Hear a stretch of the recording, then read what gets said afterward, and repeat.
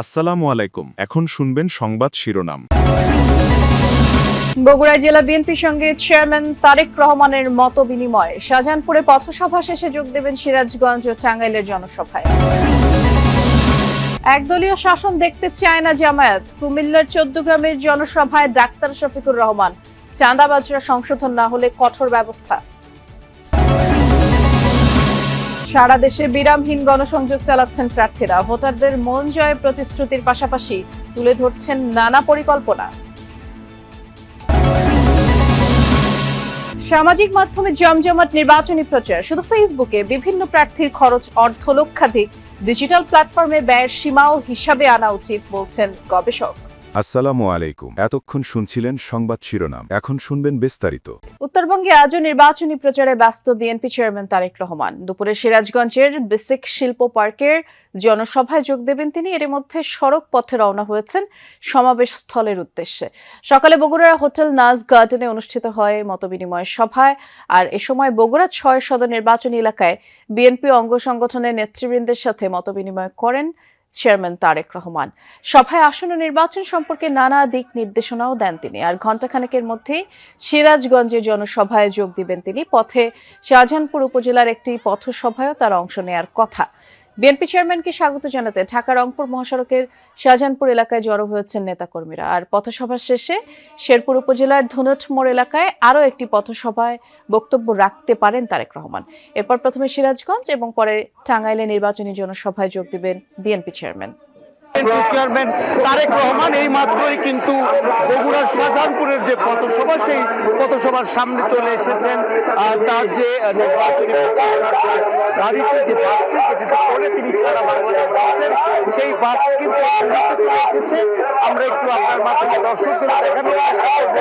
তারেক রহমান হয়তো অল্প সময়ের মধ্যেই এই পথসভার জন্য তিনি এখানে নামবেন। দীর্ঘ 20 বছর পর তারেক রহমান আসছেন সিরাজগঞ্জে। আসলে সিরাজগঞ্জের মানুষ কিন্তু অনেকটা উৎসাহ উদ্দীপনার মধ্যে দিয়ে তারেক রহমানকে বরণ করার জন্য পুরোটাই প্রস্তুত দেখানোর চেষ্টা করে আপনি দেখতে পাবেন। যদিও তারেক রহমান এখন রয়েছেন মাজিরা পয়েন্টে, তারপরে ওখানে বক্তব্য শেষ করে শেরপুরে আসবেন। শেরপুরের পরে মূলত সিরাজগঞ্জে আসবেন। তার আসতে নাগাদ মিনিমাম কমপক্ষে 2:30 থেকে 3টা বেজে যাবে।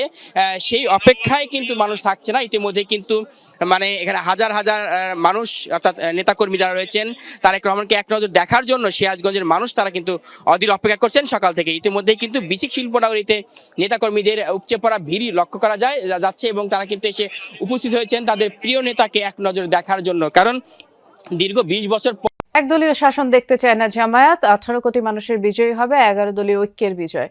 কুমিল্লা 14 গ্রামের জনসভায় বক্তব্যে কথা বলেছেন জামায়াত ইসলামের আমির ডাক্তার শফিকুর রহমান। সকালে 14 গ্রাম উপজেলা মাঠে নির্বাচনী সমাবেশে যোগ দেন তিনি। তার সাথে এ সময় 11 দলীয় ঐক্যের নেতৃবৃন্দও ছিলেন। বক্তব্যে জামায়াত আমির জানান, এদেশের মানুষ অতীতের মতো আর কোনো আধিপত্যবাদ দেখতে চায় না। পুনরায় এমন কিছু হলে জুলাইয়ের মতোই রুখে দিবে জনগণ। জামায়াতের নামে অপপ্রচার মিথ্যাচার চালানো হয় বলে অভিযোগ করেন জামায়াত আমির। ক্ষমতায় আসলে নারীদের সম্মান সুপ্রতিষ্ঠিত করা হবে এমন নিশ্চয়তা দেন। এর আগে খেলাফতে মজলিসের মামুনুল হক বলেন, বাংলাদেশের মানুষ আর পুরনো রাজনীতি দেখতে চায় না, পরিবারতন্ত্রের কাছে ফিরতে চায় না, বরং নতুন বাংলাদেশ চায় জনগণ। আর এনসিপির আহ্বায়ক নাহিদ ইসলাম বলেন, পার্শ্ববর্তী একটি দেশ বারবার বাংলাদেশের রাজনীতিতে হস্তক্ষেপ করার চেষ্টা করছে। আগামীতে কারা ক্ষমতায় আসবে তা নির্ধারণ করবে দেশের জনগণ। ইনশাআল্লাহ আল্লাহর পর আস্থা রেখে ভরসা রেখে বলতে পারি যে বাংলাদেশের মানুষ একটা পরিবর্তন চায় এবং 13 তারিখ থেকে বাংলাদেশের মানুষ একটা পরিবর্তন দেখতে চাচ্ছে।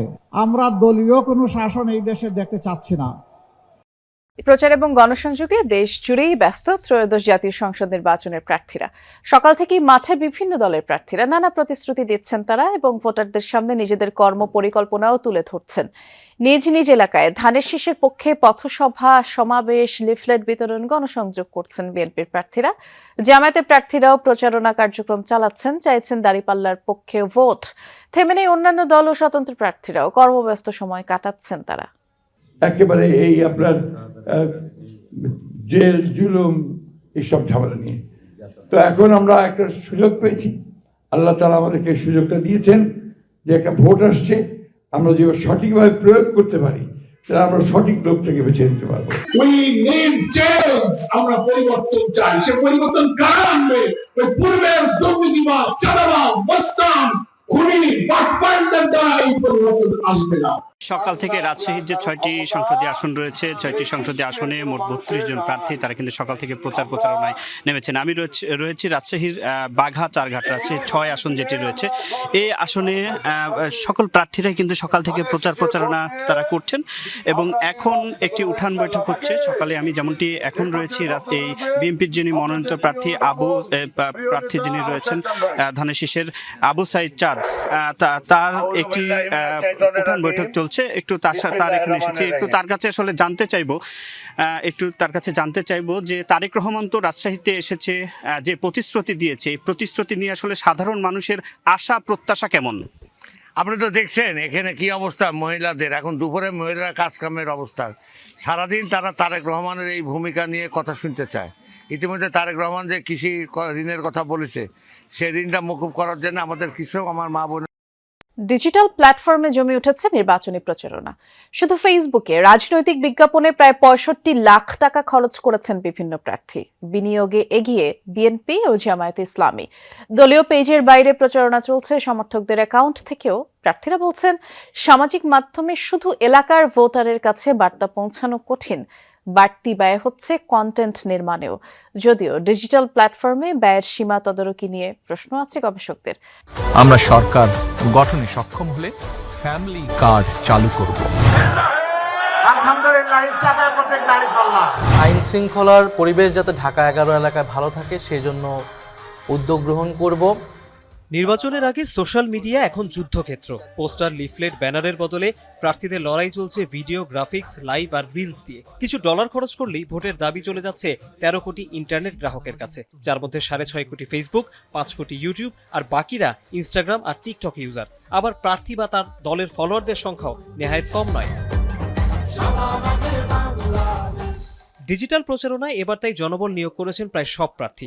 দিনরাত কন্টেন্ট নির্মাণে ব্যস্ত video editor, graphics designer, AI prompt engineer আর এসইও পেশাদাররা। প্রচারণায় ছোট ভিডিও, গান, নাটক, সাক্ষাৎকার, জনসভা কিংবা মিমস কিছুই বাদ পড়ছে না। প্রার্থী নিজস্ব টিমের বাইরে কাজ করছে রাজনৈতিক দলের ডিজিটাল কর্মীরাও। আর এসব বুস্ট বা টাকা দিয়ে প্রমোশনের কাজ করছে বিজ্ঞাপনী সংস্থা বা অনলাইন বিপণন বিশেষজ্ঞরা।